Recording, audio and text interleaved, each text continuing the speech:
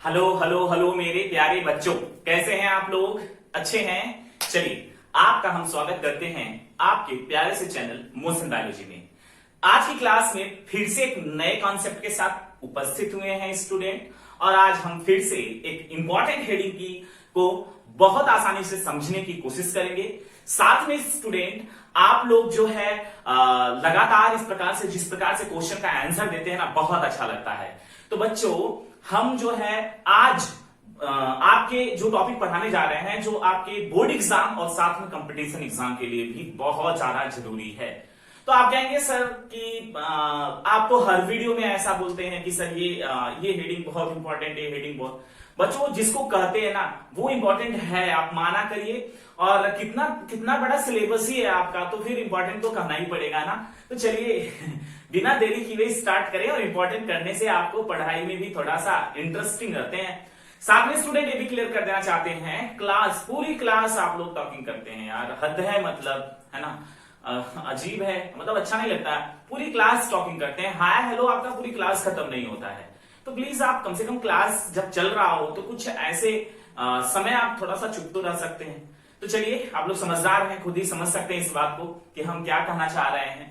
तो कई बार समझा चुके हैं, फिर भी आप फिर से समझा दे रहे हैं, आप लोग समझ जाइए प्लीज। ऐसा मत किया करिए कि पूरी क्लास खत्म हो गई, जो है आपका हेलो हाउ जो है खत्म ही नहीं हुआ।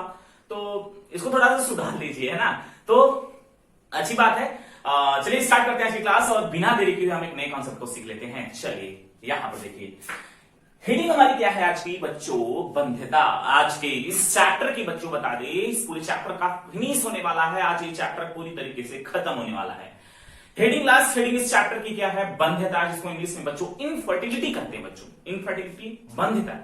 तो हम पिछली क्लासेस में इसके बारे में डिस्कस भी कर चुके हैं, और आपको पता है कि थोड़ा बहुत इसके बारे में जरूर बताए हैं। नॉर्मली गांव में बच्चों बंध्यता को बांझपन का नाम दिया जाता है ना, बांझपन का नाम दिया जाता है। तो सीधा सीधा सा डिफिनेशन दो लाइन में है बच्चों कि सीधा सीधा कह सकते हैं यहां पर कि संतान जन्म देने की अक्षमता को बंध्यता कहते हैं। एक लाइन का आंसर यहां पर क्या हमने बोला? संतान जन्म देने की अक्षमता को बंध्यता कहते हैं। चलिए यहां पर देखिए हम क्या डिफिनेशन लिखे हैं, यानी ऐसी दंपति जो संतान को जन्म नहीं दे सकती है उसे बंध्यता कहते हैं। बच्चों, समाज में जो ऐसे दंपति जो बंध्य हैं, यानी कि जो बांझपन का शिकार हैं, उनको बहुत ही गलत नजर से देखा जाता है, खास करके महिलाओं को, है ना। ऐसा लोगों का गांव में मानना है कि अगर कोई दंपति में अगर ऐसी स्थिति मतलब बंध्यता यानी बांझपन की स्थिति है, तो सारा दोष महिला का है। उसको नए नए तरीके से अशब्द बोलकर उसको हमेशा इरिटेट किया जाता है, और वो बार बार इस चीज को सोच और रही होती है वो महिला कि इस दुनिया में आने से पहले मैंने क्या ऐसा गुनाह किया था कि जो इसकी सजा भगवान ने उसको इस प्रकार से दी। तो बच्चों, ऐसा बिल्कुल कहना गलत है, किसी पर ब्लेम लगाना गलत है बच्चों, कि जो कोई भी दंपति अगर वो मां या मतलब दंपति माता पिता नहीं बन पा रहे हैं, तो उसको बांझ या फिर बांझपन या फिर अन्य ऐसे वर्डों से उसको रिप्रेजेंट करें कि उसको बहुत बुरा लगे। देखिए, बीमारियां हर किसी को हो सकती है, नेचुरली हो सकती है या फिर आर्टिफिशियली हो सकती है। तो प्लीज आप समाज के अगर सभ्य हैं तो ऐसे इस तरीके से ट्रीट करना बहुत ही गलत होता है ना। तो आप लोग समझदार हैं, इसलिए आपको पढ़ा रहे हैं। भविष्य में ऐसी घटनाएं, या जितने भी स्टूडेंट पढ़ रहे हैं, ऐसी घटनाएं न हो, तो इसलिए हम इस पर लोगों को अवेयर करा रहे हैं। और खास करके आपको, तो हमें बोर्ड के लिए तो पढ़ना है, लेकिन साथ में हमें सीखना भी है। स्टूडेंट क्लियर कर देना चाहते हैं, हम पढ़ाई कर रहे हैं, ठीक है, हमें बोर्ड के लिए पढ़ना है, कंपटीशन के लिए पढ़ना है, लेकिन बच्चों हमें कुछ नया जानने के लिए पढ़ना है। ये सबसे बड़ी बात मायने रखती है, ठीक है। हम अगर जानने के लिए पढ़ेंगे तो बहुत कुछ सीखेंगे। तो चलिए, आज की हेडिंग तो आपको समझ में आ गई कि बंध्यता किसे कहते हैं। मतलब हमने आपको बताया कि ऐसी दंपति जो बच्चे को जन्म देने में अक्षम हो, उस असक्षम, ठीक है, असक्षम हो, उसे हम क्या कहते हैं? बंध्यता कहते हैं। ठीक है बच्चों, लेकिन इन सभी को देखते हुए साइंटिस्टों ने बहुत सारी तकनीकों को जो है बहुत सारी टेक्नोलॉजी को उत्पन्न किया या बनाया। ठीक है बच्चों, जब वो उन्होंने जो साइंटिस्ट थे जब वो बहुत सारी तकनीकों को जो बनाए तो उस तकनीकी के अंतर्गत अगर कोई भी बंध दंपति है वो भी संतान का सुख प्राप्त कर सकती है। मतलब फिर से एक बार रिवाइज कर देते हैं, यानी कि इन सारी समस्याओं को देखते हुए देखिए बच्चों, जहां समस्या होती है वहीं समाधान होता है। ठीक है, तो जब ये समाज में, लोगों में और विश्व में ये समस्या बढ़ने लगी, बहुत तेजी के साथ बढ़ने लगी, पूरे विश्व में बहुत लोगों को ये इस तरीके से प्रॉब्लम को झेलना पड़ा बंधेपन का। ठीक है, तो साइंटिस्टों ने बहुत सारी तकनीकी को डेवलप किया और आज उसी एक एक तकनीकी को हम पढ़ने जा रहे हैं बच्चों, जो कि बहुत इंपॉर्टेंट है आपको समझने के लिए, आपके लाइफ के लिए भी बहुत ज्यादा इंपॉर्टेंट है, ताकि आप किसी को अवेयर करा सके कि ये काम कर लीजिए तो शायद आप जो है माता या पिता बन सकते हैं। तो बच्चों वो कौन कौन सी तकनीकी है, तकनीकियां तो बहुत सारी हैं, लेकिन उनको सम्मिलित रूप से बच्चों क्या कहा गया, इसमें पहली हेडिंग हम पढ़ेंगे क्या, सहायक जनन प्रौद्योगिकी। ठीक है, सहायक जनन प्रौद्योगिकियां, यानी इसको इंग्लिश में बच्चों ART यानी असिस्टेड रिप्रोडक्टिव टेक्नोलॉजी के नाम से जानते हैं। स्टूडेंट फिर से क्लियर कर देते हैं, यानी बहुत सारी तकनीकी को डेवलप किया गया जिसको सम्मिलित रूप से बच्चों क्या कहा गया, सहायक जनन प्रौद्योगिकियां, यानी कि ART, जिसको इंग्लिश में बच्चों क्या कहा जाता है, असिस्टेड रिप्रोडक्टिव टेक्नोलॉजी। यानी कि इन तकनीकी यानी सहायक तकनीकी के अंतर्गत बच्चों वे दंपति जो कभी माता पिता नहीं बन सकते हैं वो संतान का सुख प्राप्त कर सकते हैं। और किस प्रकार से प्राप्त कर सकते हैं, हम एक एक पॉइंट को भी डिस्कस करने जा रहे हैं, जिसमें सहायक जनन प्रौद्योगिकी में हम पहली हेडिंग पढ़ेंगे बच्चों क्या है, पात्र निषेचन, जिसको इंग्लिश में बच्चों क्या कहा जाता है, इन विट्रो फर्टिलाइजेशन, और शॉर्ट फॉर्म में IVF। ठीक है, IVF यानी I का इन, V का विट्रो, F का फर्टिलाइजेशन, जिसको हिंदी में बच्चों कहा जाता है पात्र निषेचन।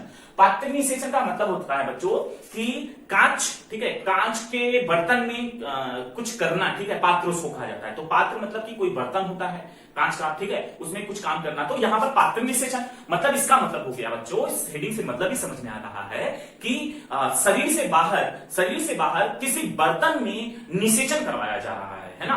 तो इसमें एक सबसे नाम बड़ा फेमस है, आप लोगों ने सुना होगा, किसका क्या नाम बच्चों, test tube baby. Test tube baby का नाम आप लोगों ने सुना होगा, है ना। यानी कि परख, टेस्ट मतलब क्या होता है, टेस्ट ट्यूब मतलब परख नली। ठीक है, परख नली में बच्चे को उत्पन्न करना। अब बात बच्चों इस वर्ड से सब लोग कहते हैं कि टेस्ट ट्यूब मतलब कि जो है कोई ट्यूब होगा, टेस्ट ट्यूब परख नली होगी बड़ी सी, उसमें बच्चा बनता होगा। ऐसा कोई बात नहीं बच्चों, ऐसा कुछ भी नहीं है कि टेस्ट ट्यूब के अंदर बच्चा बनेगा, है ना। टेस्ट ट्यूब के अंदर फर्टिलाइजेशन कराया जाता है। यहां पर इस हेडिंग से मतलब समझिए पात्र निषेचन बच्चों, यानी केवल और केवल निषेचन करवाया जाता है। स्पर्म एग से मिल गया हो बस, और उसके बाद सारा प्रक्रिया एक फीमेल की बॉडी में ही हुई होता है ना। ऐसा नहीं कि जो है परख नली में बच्चे को उत्पन्न किया जा सकता है, ये इम्पॉसिबल है। ठीक है, इम्पॉसिबल है, ये संभव हो ही नहीं सकता, क्योंकि बच्चों जो बच्चा ग्रो करता है, आपको पता है, हम पिछले चैप्टर में पढ़ चुके हैं, उसे मां की बहुत ज्यादा नीड्स होती है, क्योंकि बच्चे को मां से बहुत कुछ प्राप्त होता है, ऑक्सीजन और प्रतिरक्षा बहुत कुछ प्राप्त होता है।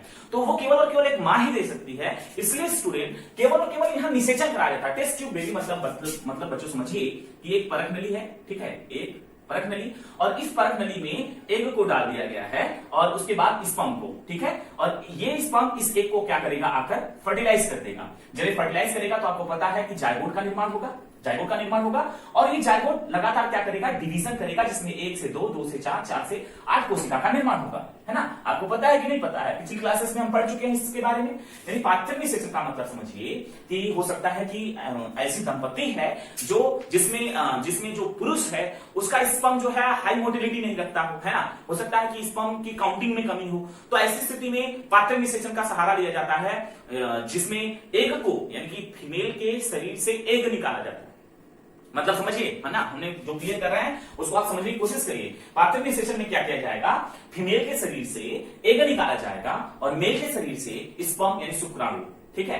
तो जब इसको लिया जाएगा शुक्राणु और अंडाणु को, तो एक परख नली में बच्चों, परख नली में, और यहाँ का जो सारी एरिया है बच्चों, वो फीमेल के यूटरस जैसी एरिया को क्रिएट किया जाता है। मतलब जितना टेम्परेचर यूट्रस का फीमेल के शरीर का होता है उतना टेम्परेचर जो है यहाँ पर मेंटेन किया जाता है। उसके बाद इस ट्यूब में बच्चों स्पर्म को इस ओवम से मीट कराया जाता है, मिलाया जाता है, जिससे स्पर्म इसको निषेचित करता है, जिससे किसका निर्माण होता है, जिससे बच्चों जाइगोट का निर्माण होता है, यूमनज का निर्माण होता है और ये लगातार डिवीजन करके ब्लास्टोमियर्स यानी ब्लास्टोमियर्स का निर्माण करते हैं। ठीक है, आप लोग पिछली क्लास में इसको पढ़े हैं, ब्लास्टोमियर्स। ठीक,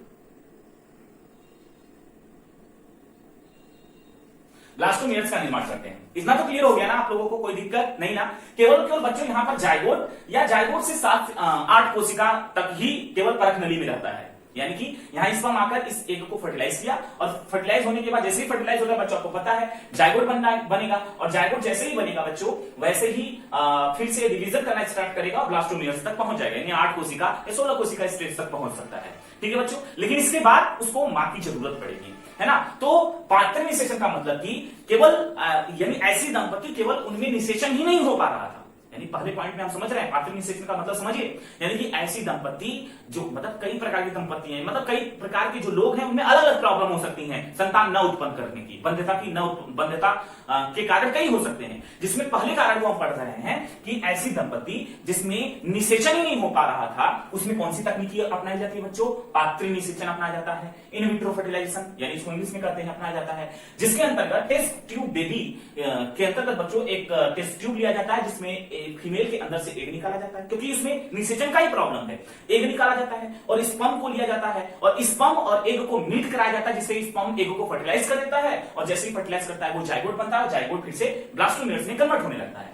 इतना ही केवल बाहर होता है, इतना ही केवल इस परख नली में होता है, बच्चा नहीं बनता बच्चों। ठीक है, क्लियर कर देते हैं। इसमें थोड़ा से आप लोग जो है डिस्टर्ब मत होइएगा, समझिए इतना।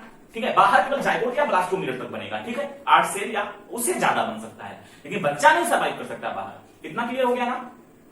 अब बच्चों होगा क्या कि अगर बच्चों जाइगोट ही बना है और डॉक्टर उसको जाइगोट को निकाल कर इस जाइगोट को, जैसे यहां पर जाइगोट बन गया इस नली में, तो इस जाइगोट को बच्चों यहां बाहर बनाए हैं इसको, तो इस जाइगोट को बच्चों निकालकर फीमेल के बॉडी में अगर एंट्री करा दें, है ना, किसमें, अगर ये जाइगोट है और इस जाइगोट को बच्चों किसके शरीर में, फीमेल के शरीर में क्या किया, करा दे, इसको एंट्री करा दे बच्चों। तो इस टेक्निक को बच्चों क्या कहते हैं, इस टेक्निक को बच्चों कहा जाता है जिफ्ट। क्या कहा जाता है, जिफ्ट, JZIFT, जिसको पूरा इंग्लिश में बच्चों कहा जाता है क्या,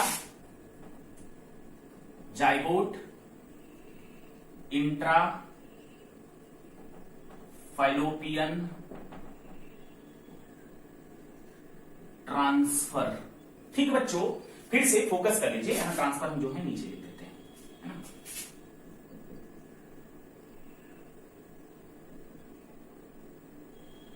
ट्रांसफर।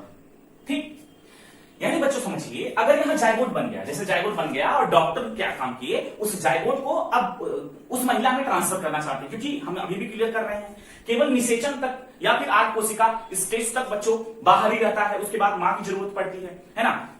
तो उस दौरान क्या होगा कि जो जाइगोट बना है उस जाइगोट को जिस महिला से एग और लिया गया था उस महिला के जो है फैलोपियन नलिका में इस जाइगोट का ट्रांसफर किया जाता है, महिला के फैलोपियन नलिका में जाइगोट का ट्रांसफर किया जाता है और जिसको बच्चों क्या कहा जाता है, शॉर्ट फॉर्म में इसको जिफ्ट कहा जाता है बच्चों, जिफ्ट कहा जाता है, जिसको इंग्लिश में पूरा क्या है, जाइगोट इंट्रा फैलोपियन ट्रांसफर, मतलब जाइगोट का फैलोपियन में, इंट्रा मतलब अंदर की तरफ, फैलोपियन नलिका में ट्रांसफर किया जाता है बच्चों। इतना क्लियर हो गया, किसी को कोई समस्या नहीं होनी चाहिए, है ना। यानी इन पात्र निषेचन किस दंपति में प्रयोग किया जाता है, यानी ऐसी दंपति जिसमें निषेचन ही नहीं हो रहा है, तो उसमें इस विधि का प्रयोग करके बच्चों उनमें जाइगोट अगर बन रहा है, तो जाइगोट बना है बच्चों, तो जाइगोट को ही फैलोपियन नलिका में ट्रांसफर कर दिया जाए, तो जैसे ही फैलोपियन नलिका में ट्रांसफर होता है उसके बाद वो क्या करेगा, डिवाइड करके जाकर इम्प्लांट हो जाएगा यूट्रस में और वो सर्वाइव करेगा और 9 महीने बाद वो बर्थ ले लेगा।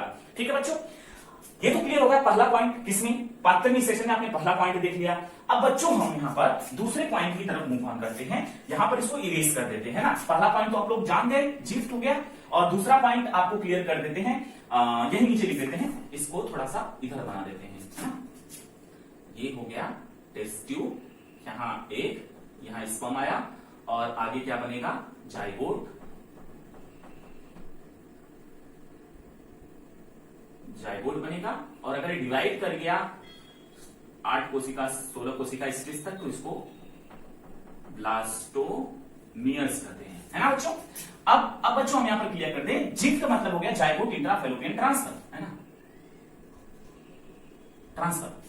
दूसरी तकनीकी बच्चों क्या है कि अगर बच्चों यहां तो जाइगोट का ट्रांसफर फैलोपियन नलिका में हो गया, किसका ट्रांसफर हुआ बच्चों, जाइगोट का ट्रांसफर हुआ, ठीक है, जाइगोट का ट्रांसफर कहां हुआ, फैलोपियन नलिका में हुआ, ठीक है। अब लेकिन बच्चों अगर जाइगोट का ट्रांसफर जो है डॉक्टर सही समय पर नहीं कर पाए तो वो कोशिका लगातार डिवीजन करने लगेगी, ब्लास्टोमियर बना देगी। अगर बच्चों अगर ये जाइगोट या फिर 8 कोशिका स्टेज है, फिर से क्लियर कर दें, जाइगोट या 8 कोशिका स्टेज है तब तो उसको फैलोपियन नलिका में ही ट्रांसफर किया जाएगा, जाइगोट हो या फिर 8 कोशिका स्टेज है तो ऐसी स्थिति में उसे फैलोपियन नलिका में ही केवल ट्रांसफर किया जाएगा। लेकिन 8 कोशिका से अगर 16 कोशिका यानी 8 कोशिका से अधिक कोशिका बन गई हो तो बच्चों उसको वो एक भ्रूण में आ जाएगा, अब उसको फैलोपियन नलिका में ट्रांसफर नहीं किया जा सकता है ना, उसको फैलोपियन नलिका में ट्रांसफर नहीं किया जा सकता है। क्यों नहीं किया जा सकता है बच्चों, अभी हमने उसको क्लियर कर दिया था। फिर भी क्योंकि जो अगर 8 कोशिका स्टेज से अधिक हो गया है तो ऐसी स्थिति में हम उसको जो है फैलोपियन नलिका में ट्रांसफर नहीं कर सकते क्योंकि वो एक प्रकार से एम्ब्रियो बन चुका है। क्लियर कर देते हैं, हमने क्या बोला, अगर जाइगोट हो या फिर 8 कोशिका स्टेज हो, 8 सेल स्टेज, ठीक है, तो इस 8 सेल या जाइगोट दोनों में से कोई होगा तो उसको हम फैलोपियन ट्यूब में क्या करेंगे, ट्रांसफर करेंगे। लेकिन अगर 8 सेल से अधिक हो गया तो अब तो बच्चों उसको फैलोपियन ट्यूब में ट्रांसफर करना उचित नहीं है, क्योंकि उसको अब कहां ट्रांसफर करना चाहिए, उसको अब यूट्रस की जरूरत है, क्योंकि अब वो इम्प्लांट होने वाला है ना। 32 कोशिका स्टेज पता है ना, वो इम्प्लांट होता है, जाकर अंतरोपित होता है। तो ऐसे जब अगर वो 8 कोशिका से अधिक हो गया हो तो उसको बच्चों उसको कहां ट्रांसफर किया जाता है, कहां ट्रांसफर किया जाता है बच्चों, उसको ट्रांसफर किया जाता है गर्भाशय में यानी यूट्रस में ट्रांसफर किया जाता है, और उसको क्या कहा जाता है, IUT, ठीक है बच्चों, IUT, जिसको क्या कहा जाता है, intra uterine transfer, intra uterine transfer, ठीक है बच्चों, इंट्रा यूटेराइन ट्रांसफर यानी कि यूटरस के अंदर ट्रांसफर किया जाता है। और किसका ट्रांसफर किया जाता है, या फिर इसको दूसरे नाम से भी जानते हैं ET मतलब हो गया इम्ब्रियो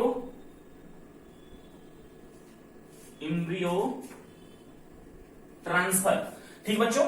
यानी कि बच्चों यहां पर 2 पॉइंट हमने लिखा, बहुत जरूरी है, पात्र निषेचन में टेस्ट ट्यूब बेबी का निर्माण होता है, मतलब एक तकनीकी है, इसमें स्पर्म को एक को फर्टिलाइज करा जाता है, जिससे जाइगोट या 8 कोशिका स्टेज जब बनता है तो दोनों स्थिति में बच्चों इसको फीमेल के यानी जिस फीमेल से एग लिया गया है उसी फीमेल के शरीर में जो फैलोपियन ट्यूब है बच्चों, उस फैलोपियन ट्यूब में ट्रांसफर किया जाता है, जिसको जिफ्ट के नाम से जानते हैं, जिसको जाइगोट इंट्रा फैलोपियन ट्रांसफर करते हैं। लेकिन अगर 8 कोशिका से अधिक हो गया है तो ऐसी स्थिति में वो एक इम्ब्रियो बन जाता है, और उस इम्ब्रियो को ट्रांसफर किया जाता है कहां पर, उस इम्ब्रियो को ट्रांसफर किया जाता है बच्चों यूट्रस में। और अगर ऐसी स्थिति में इम्ब्रियो को यूट्रस में ट्रांसफर किया जाता है तो उसको बच्चों ET यानी इम्ब्रियो ट्रांसफर कहते हैं, और उसको इस तकनीकी को बच्चों क्या कहते हैं, इंट्रा यूटेराइन ट्रांसफर, यानी कि इम्ब्रियो का ट्रांसफर किया जा रहा है, इम्ब्रियो का ट्रांसफर, यानी अगर 8 कोशिका स्टेज से अधिक हो गया है तो किसका ट्रांसफर किया जा रहा है, इम्ब्रियो का ट्रांसफर किया जा रहा है। और इस तकनीकी को बच्चों क्या कहते हैं, इस तकनीकी को बच्चों कहते हैं इंट्रा यूटेराइन ट्रांसफर, यानी कि यूट्रस के अंदर जो है ट्रांसफर किया गया, किसका ट्रांसफर किया गया, इम्ब्रियो का ट्रांसफर किया गया। बच्चों इतना तो क्लियर है ना, क्लियर होना चाहिए, इतना भी टफ नहीं था, ठीक है। इरेज कर इसको, बिल्कुल सही है, इरेज करते हैं सारी चीजों को। चलिए अब बच्चों ये तो हेडिंग देख लिया आप लोग, इन विट्रो फर्टिलाइजेशन देख लिया। अब इसी से मिलता जुलता एक और नाम है, एक और नाम है जो आपको कंफ्यूज कर सकता है। हम यहीं पर इसको बता देते हैं, उसका इंग्लिश हिंदी में उसको बोलते हैं जीवे निषेचन। बच्चों क्या कहते हैं उसको, जीवे निषेचन। ये दूसरा पॉइंट था, जीवे निषेचन, जिसको IVF अगेन कहा जाता है, IVF, लेकिन इसका इंग्लिश नाम थोड़ा सा क्या है, अलग है, इन विवो फर्टिलाइजेशन है बच्चों, इन विवो फर्टिलाइजेशन, ठीक, यानी जीवे निषेचन। बच्चों यहां पर तो पात्र यानी कि शरीर से बाहर निषेचन करवाया जा रहा था, लेकिन बच्चों यहां पर क्या है, जीवे निषेचन, यानी जीव के शरीर में निषेचन करवाया जा रहा है ना, जीव के शरीर में निषेचन करवाया जा रहा है, तो इसे हम जीवे निषेचन कहते हैं। अब जीवे निषेचन किस दंपति को जरूरत पड़ सकती है, ये बात आती है। पात्र निषेचन तो उसको जरूरत पड़ रही थी जिसमें निषेचन नहीं हो पा रहा था, लेकिन जीवे निषेचन किस दंपति की जरूरत पड़ सकती है, यानी ऐसी दंपति जिसमें निषेचन तो हो रहा है, ठीक है बच्चों, निषेचन तो हो रहा है, लेकिन वो जो भ्रूण है बच्चों वो इम्प्लांट नहीं हो पा रहा है ना, इम्प्लांट ही नहीं हो पा रहा है। तो बच्चों ऐसी स्थिति में इस जीवे निषेचन का जो है प्रयोग किया जाएगा। जीवे निषेचन मतलब कि हमने क्या बताया, ऐसी दंपत्ति जो जिसमें निषेचन होता है लेकिन गर्भधारण नहीं हो रहा है, बच्चा गर्भधारण से पहले ही मर जा रहा है, तो उसमें कौन सी तकनीकी, जीवे निषेचन की तकनीकी अपनाई जाती है। इस तकनीकी में बच्चों क्या होता है, एक जो है किराए की कोख कह सकते हैं, ठीक है बच्चों, किराए की कोख यानी सेरोगेट मदर, ठीक है बच्चों। किराए की कोख मतलब एक ऐसी महिला जो एग का ओव्यूलेशन नहीं कर सकती है, मतलब समझिए बच्चों, समझिए, एक दंपति है, जैसे यह एक दंपति, एक फिगर ड्रॉ कर देते हैं, ये फीमेल है, ठीक है, और यहां पर एक मेल, ठीक, ये फीमेल और एक ये मेल है बच्चों। इसमें तो निषेचन हो रहा है, मतलब इस फीमेल में निषेचन तो हो रहा है, लेकिन बच्चों यहां पर इसका जो बच्चा है वो मर जा रहा है, मतलब सर्वाइव नहीं कर रहा है, इम्प्लांट नहीं हो रहा। तो ऐसी स्थिति में बच्चों होता क्या है कि एक ऐसी महिला को चुना जाता है, यानी एक और महिला है, एक और महिला है,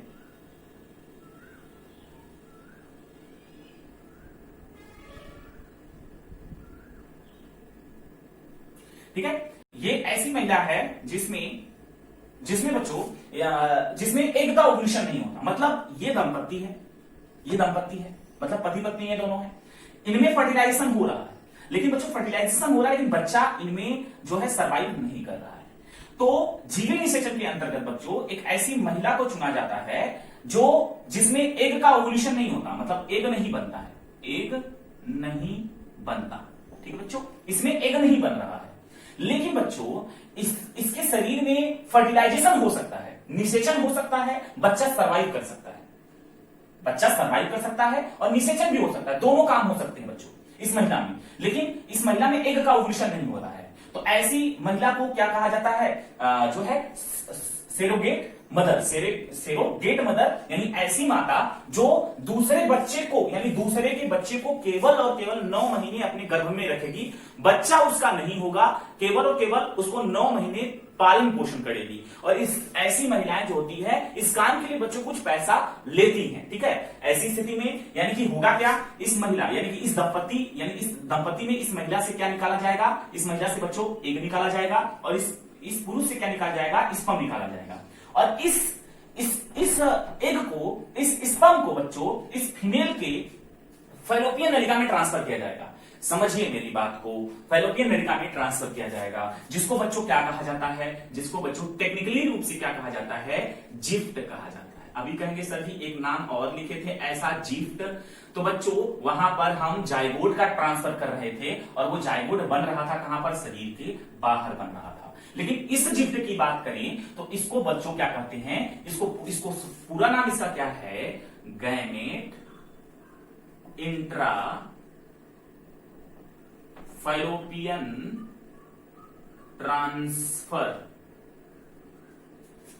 तो बच्चों यहां पर बड़े ध्यान से देखिए, है ना। आप कहेंगे सर यहां पर वीवो लिख दिए, वहां पर विट्रो लिखे थे, कंफ्यूजन ही कंफ्यूजन है। कोई कंफ्यूजन नहीं है, कंफ्यूजन ही कंफ्यूजन है, सोल्यूशन का तो पता नहीं है ना। अब तो यहां पता हम दे रहे हैं ना, तो ये तो 3 इडियट्स मूवी का गाना है ना क्या, कंफ्यूजन ही कंफ्यूजन है, सोल्यूशन का पता नहीं। तो हम सोल्यूशन देने आए हैं आप लोगों को, तो कोई कंफ्यूजन नहीं है बच्चों। यहाँ पर पात्र निषेचन को इन विट्रो यानी शरीर के बाहर किया जा रहा है, लेकिन शरीर के अंदर जब किया जा रहा है, यानी यहाँ पर हमने फिगर के थ्रू समझा दिया, एक ऐसी दंपति है जिसमें निषेचन हो रहा है लेकिन बच्चा इम्प्लांट नहीं हो रहा है। बच्चा मतलब निषेचन तो हो रहा है, जब बच्चा इम्प्लांट नहीं होगा तो बच्चा जन्म कहां से लेगा। तो ऐसी स्थिति में बच्चों सेरोगेट मदर यानी किराए की कोख का उपयोग किया जाता है, इसे किराए की कोख कहते हैं। किराए की कोख मतलब किराया दिया जाता है, इस महिला को 9 महीने का कुछ पैसा दिया जाता है, जिससे महिला अपने शरीर में इनके बच्चे को क्या करती है, पालन पोषण करती है। जब बच्चा जन्म ले लेता है तो ये महिला इनको सौंप देती है, समझ में आया ना, इनको ये बच्चे को सौंप देती है।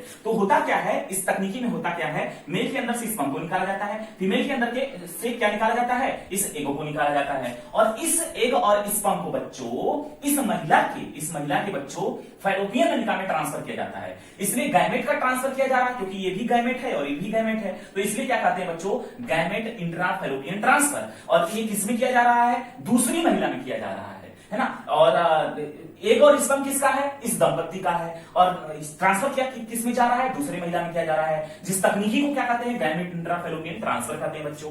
अब इस महिला में जैसे ही एग और स्पर्म पहुंचेगा फैलोपियन नलिका में, पता है आपको, वहां निषेचन हो जाएगा। निषेचन के बाद फिर से इस महिला के यूट्रस में बच्चों आकर वो बच्चा क्या हो जाएगा, इम्प्लांट हो जाएगा। जैसे ही वो बच्चा इम्प्लांट होगा फिर से वो सर्वाइव करेगा, और 9 महीने बाद बच्चों इस महिला से वो बच्चा जन्म लेगा। टेक्निकली रूप से महिला से तो बच्चा जन्म लिया, इस महिला से ने बच्चे को तो जन्म दिया, एक छोटा सा बच्चा यहां पर क्या हुआ, जन्म ले लिया। लेकिन बच्चों ये जो है आनुवंशिक रूप से और रियलिटी में बच्चा किसका रहेगा बच्चों, बच्चा इसका रहेगा, यानी इस दंपत्ति का रहेगा। समझ गया बच्चों, ये दूसरी तकनीकी समझ में आ गई है ना। इसमें होता क्या है, ये ऐसी दंपत्ति जिसमें स्पर्म और ओवम को निकाला जाता है, दूसरी महिला यानी सेरोगेट मदर यानी कि किराए की कोख कर सकते हैं यहां पर से उस महिला में एक नहीं बनता, उसमें क्या किया जाता है, इन दोनों गैमेट को ट्रांसफर करके 9 महीने तक बच्चे को पाला पोषा जाता है, यानी महिला पालन करती है उस बच्चे का 9 महीने तक। उसके बाद जैसे ही बच्चा जन्म होता है ये बच्चा इनको सौंप दिया जाता है, क्योंकि बच्चा इनका ही होता है, और इसको पालने के लिए 9 महीने के लिए ये महिला क्या करती है, पैसा लेती है। क्लियर हो गया बच्चों, इतना तो इतने आसानी तरीके से, इतना टेक्निकली और बहुत आसानी तरीके से आपको नहीं कोई समझा सकता बच्चों, हम बहुत आसानी तरीके से समझाते हैं। और अगर आपको एक बार नहीं समझे 2 बार वीडियो जरूर देखिए, क्योंकि बहुत सारे स्टूडेंट इसमें कंफ्यूज होते हैं। ऐसा कंफ्यूजन की कोई जरूरत नहीं, बहुत आसानी से समझाया हमने। चलिए बच्चों, अब हम यहां से इसको इरेज करते हैं और हम अभी हेडी की तरफ मूव ऑन करते हैं, है ना बच्चों। चलिए बता दें इसको, हम 2 तकनीकी पढ़ चुके हैं, इन विवो इन विट्रो, ठीक। चलिए अब हम तीसरी तकनीकी पढ़ने जा रहे हैं बच्चों। तीसरी तकनीकी क्या है, कृत्रिम वीर्यसेचन।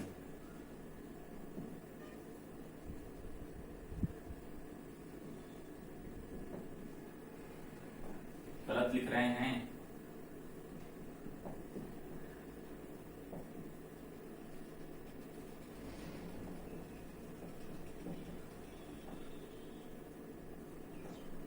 कृत्रिम वीर्यसेचन बच्चों, इसको इंग्लिश में बच्चों क्या कहा जाता है,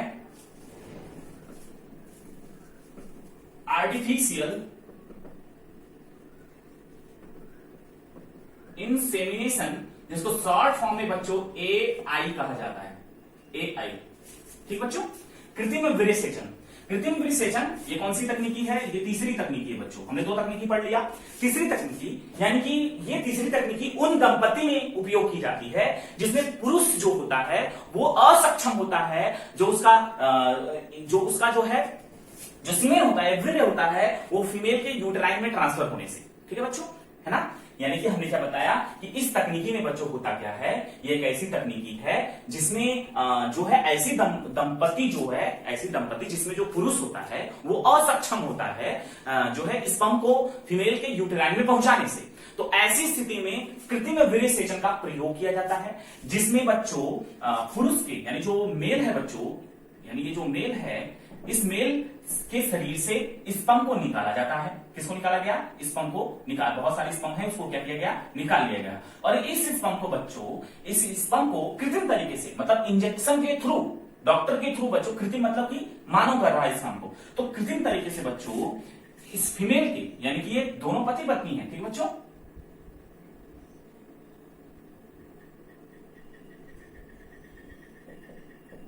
ठीक। तो यहां पर इस मेल से स्पर्म को निकालकर इस फीमेल में ट्रांसफर किया जाता है। जब इस स्पर्म को इस फीमेल में ट्रांसफर किया जाता है तो ये डॉक्टर के थ्रू किया जाता है, जिसको हम क्या बोलते हैं, कृत्रिम वीर्यसेचन, जिसको आर्टिफिशियल इंसेमिनेशन कहते हैं। और ये स्पर्म जो है डायरेक्टली इस फीमेल के यूट्रस में ट्रांसफर किया जाता है, जिसको हम दूसरे उस टेक्निकल मतलब उस तकनीकी को बच्चों क्या कहते हैं, IUI, ठीक है, जिसको पूरा नाम क्या है, इंट्रा यूटेराइन इंसेमिनेशन।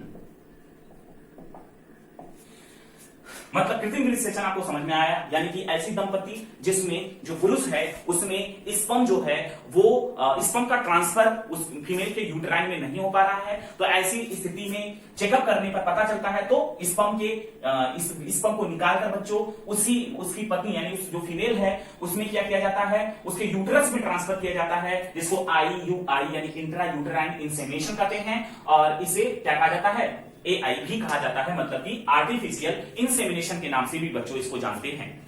ये 2 पॉइंट क्लियर हो गया बच्चों। अभी हम अगली हेडिंग की तरफ मूव ऑन करते हैं, है ना, समझ में आ रहा होगा, है ना, बहुत ही आसान टॉपिक पढ़ा रहे हैं, है तो बहुत लोगों को लगता है बहुत टफ है, ये हेडिंग पढ़ने से बच्चे कतराते हैं, ऐसा कुछ भी नहीं है। आप हमारे साथ जुड़े रहिए बच्चों, कोई भी हेडिंग आपको टफ नहीं लगने वाली है, एकदम एग्जाम में बैठेंगे ना एकदम सचमुच सब कुछ एकदम ऐसे आएगा दिमाग में आपके, जिससे आपको लगेगा कि वाह क्या एकदम याद है, अभी भी याद है ना।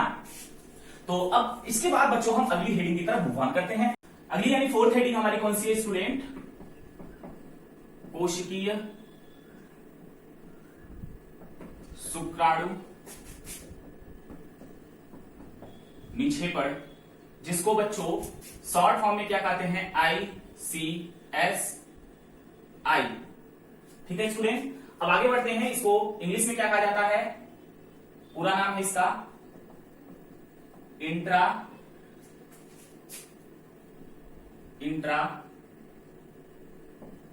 Cytoplasmic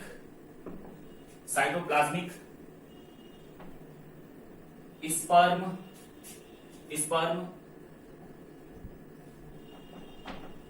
injection.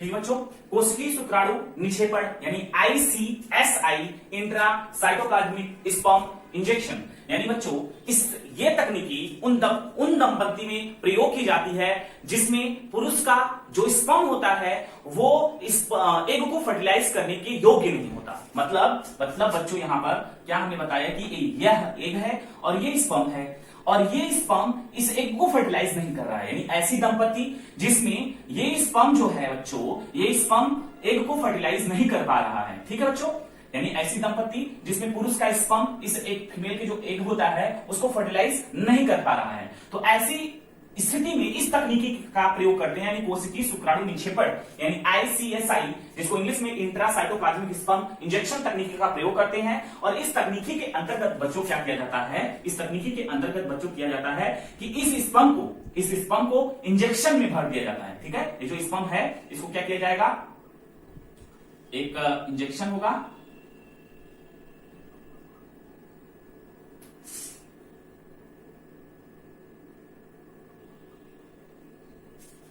ठीक है बच्चों, स्पर्म को क्या किया जाएगा, जैसे ये स्पर्म है, ऐसी दंपति जिसमें पुरुष का स्पर्म इस एग को फर्टिलाइज नहीं कर पा रहा है, तो इस स्पर्म को इस इंजेक्शन में क्या कर दिया जाएगा, भर दिया जाएगा, और भरने के बाद इसको डायरेक्टली बच्चों इंजेक्शन के थ्रू बच्चों इस एग के अंदर स्पर्म को क्या किया जाता है, ट्रांसफर किया जाता है। यानी इस इंजेक्शन के थ्रू बच्चों इस स्पर्म को एग के अंदर डायरेक्टली ट्रांसफर किया जाता है, और जिससे स्पर्म इसको फर्टिलाइज कर देता है। जब इसको फर्टिलाइज कर देता है तो इस तकनीकी को क्या कहते हैं, कोशिकीय शुक्राणु निक्षेपण विधि, यानी कोशिकीय शुक्राणु निक्षेपण विधि मतलब कि यह भी एक प्रकार की कृत्रिम विधि है बच्चों, जिसमें ऐसी दंपति जिसमें पुरुष का जो स्पर्म होता है वो असक्षम है, वो अयोग्य है बच्चों इस एग को फर्टिलाइज करने में, जिससे क्या किया जाता है, इन स्पर्म को क्या किया जाएगा, एक इंजेक्शन में भर के डायरेक्टली बच्चों एग के कोशिका के अंदर ट्रांसफर किया जाएगा, जिसको क्या बोला जाता है बच्चों, साइटोप्लाज्मिक स्पर्म इंजेक्शन के नाम से जाना जाता है। तो स्टूडेंट आप लोगों ने 4 तकनीकी को पढ़ लिया, ठीक है, लेकिन इसके बाद भी एनसीईआरटी में कुछ पॉइंट दिया है, वो पॉइंट क्या क्या है हम आपको क्लियर कर देते हैं बच्चों। उसमें ये बताया गया है कि ये जो इतना 4 तकनीकी तो हम लोग देख लिए कि अगर एक जो है दंपति जो है बांझपन का शिकार है, उनमें जो है बच्चे को जन्म देने की क्षमता नहीं है, तो ये 4 तकनीकी अपनाकर बच्चों को संतान को जन्म दे सकते हैं। लेकिन आज भी हमारे देश में या अन्य देशों में भी बच्चों बहुत सारे अनाथ बच्चे हैं, अगर उनको भी गोद ले लिया जाए तो उनका भी भविष्य संवर जाएगा, और साथ में वो जो बच्चे हैं उनको भी क्या एक नया जीवन मिल जाएगा, और साथ में वो दंपति जिनको बच्चे नहीं जन्म ले रहे थे वो भी क्या हो जाएंगे, उनके पास भी एक मतलब उस तरीके का बच्चा हो जाएगा जो कि कानून तरीके से उस बच्चे को गोद लिया जाता है। तो एक तकनीकी वो भी है। तो हम लोगों ने बच्चों आज की क्लास में क्या पढ़ा, बंध्यता, और बंध्यता क्यों होता है ये भी हम पढ़ा कि बंध्यता इसलिए क्यों होता है बच्चों, मानसिक विकार हो सकता है, साथ में बच्चों शारीरिक में कोई प्रॉब्लम हो सकती है ना, कारण यही है शारीरिक, मानसिक और साथ में औषधि और हार्मोनल, तो बहुत सारे प्रॉब्लम है जिसकी वजह से बंधता होता है। हमने 4 पॉइंट को पढ़ा, जिसमें हमने 4 पॉइंट में हमने निवारण समझा कि किस प्रकार से एक दंपत्ति जो है वो संतान को उत्पन्न कर सकती है और किस प्रकार की दंपत्ति में कौन कौन सी विधि लागू की जाती है। हमने एक एक हेडिंग को बच्चों क्लियर किया है और आप लोग इस पॉइंट को समझ लिए होंगे। नोट्स भी बना लीजिए और अगर नोट्स नहीं बना पा रहे हैं तो टेलीग्राम चैनल पर नोट्स है, जाकर वहां से बना लीजिए। साथ में स्टूडेंट हम क्लियर कर देना चाहते हैं कि उस नोट्स में अगर हो सकता है कहीं पर प्रॉब्लम हो तो आप जो हम पढ़ा रहे हैं इस तरीके से आप क्लियर कर दे, वैसे प्रॉब्लम होनी नहीं चाहिए क्योंकि मेरा ही बनाया हुआ नोट्स है, मैंने ही बनवाया कि स्टूडेंट का है, तो कहीं पर हो सकता है कोई दिक्कत हो, कोई वर्ड में गड़बड़ी हो गई हो तो प्लीज आप जो है वहां से बना सकते हैं या मेरे साथ बना सकते हैं, कोई दिक्कत नहीं है। वैसे अपना खुद का नोट्स बनाना भी बहुत ही जरूरी होता है। साथ में हम ये भी क्लियर कर देना चाहते हैं वे स्टूडेंट जो न्यू हैं, जो आज या कल में जो क्लासेस ज्वाइन किए हैं, उनसे रिक्वेस्ट है कि वो पहले चैप्टर को देखें। डिस्क्रिप्शन में लिंक है, पहले, दूसरे, तीसरे, चौथे तीनों चैप्टर के लिंक जो है वहां पर डिस्क्रिप्शन में, 4th वाला चैप्टर चल ही रहा है अभी, तो स्टूडेंट आप जाकर लिंक के थ्रू वहां पर पहुंच जाइए। मे भी हो सकता है आपको वो वीडियो थोड़े से आज के वीडियो की क्वालिटी के थ्रू वो थोड़ी सी अजीब लगे, बहुत ही स्लो बोले हैं उसमें, लेकिन फिर भी स्टूडेंट उसमें कंटेंट में कोई प्रॉब्लम नहीं, अपने कोर्स को कवर कर लीजिए वहां से और धीरे धीरे हम जो है अगले चैप्टर की तरफ मूव ऑन करेंगे। अगला चैप्टर बहुत इंपॉर्टेंट है जिसमें आपके दिमाग की बत्ती गुल होने वाली, यानी कि अगला जो यूनिट स्टार्ट होने वाला बच्चों वो समझा देगा आपको कि बायोलॉजी क्या है ना। आपके दिमाग का जो फ्यूज है उड़ने नहीं लगाना तो कहना, और हमारे साथ बने रहिए, हम उसको बहुत आसान कर देंगे, जो कि अगले 2 चैप्टर जो है ना वो जो स्टूडेंट को लगते हैं कि बहुत टफ है, लेकिन है ऐसा कुछ नहीं। हमारे साथ बने रहिए, फिर से अटेंड कर रहे हैं। जैसे आज की टॉपिक लगती है सारे स्टूडेंट को टफ है, लेकिन आज की टॉपिक में कुछ टफ था नहीं था ना, तो प्लीज हमारे साथ बने रहिए। साथ में आप लोग पूरे वीडियो को देखिए और नोट्स को कंप्लीट करते रहिए, बोर्ड एग्जाम की प्रिपरेशन करिए, साथ में मेडिकल एग्जाम की प्रिपरेशन करिए। तो आज की क्लास बच्चों यहीं तक है। Thank you so much, thanks for watching all of you. और आज का क्वेश्चन तो देना भूल गए थे, आप हमको बताएंगे बच्चों एसटीडी को किन और नामों से जाना जाता है, आप उसका कमेंट बॉक्स में उसका आंसर देंगे। साथ में बच्चों हमें ये भी बताएंगे कि एमिनोसेंटेसिस के एक दुष्प्रभाव के बारे में बताएंगे, एमिनोसेंटेसिस के एक दुष्प्रभाव, ठीक है, के बारे में बताएंगे आप लोग, जिसमें बच्चों उसको हिंदी में क्या कहते हैं, उलबेधन, ठीक है, उलबेधन के जो दुष्प्रभाव है उसके बारे में आप हमको बताएंगे। तो 3 क्वेश्चन हो गया, क्या एसटीडी के जो नाम है क्या है, और उसके बाद दूसरा क्वेश्चन 2 ही है, दूसरा क्वेश्चन क्या है, उलबेधन, ठीक है, उलबेधन का क्या दुष्प्रभाव है, ठीक है। तो एसटीडी के 2 नाम और उलबेधन का दुष्प्रभाव, तो ये 2 क्वेश्चन आप कमेंट बॉक्स में बताएंगे। आज की क्लास यही थी बच्चों, और अगर आप नए हैं या पुराने हैं तो लाइक करिए, शेयर करिए, और नए हैं तो सब्सक्राइब करके बेल आइकन पर प्रेस कर दीजिए। Thank you so much, thanks for watching all of you.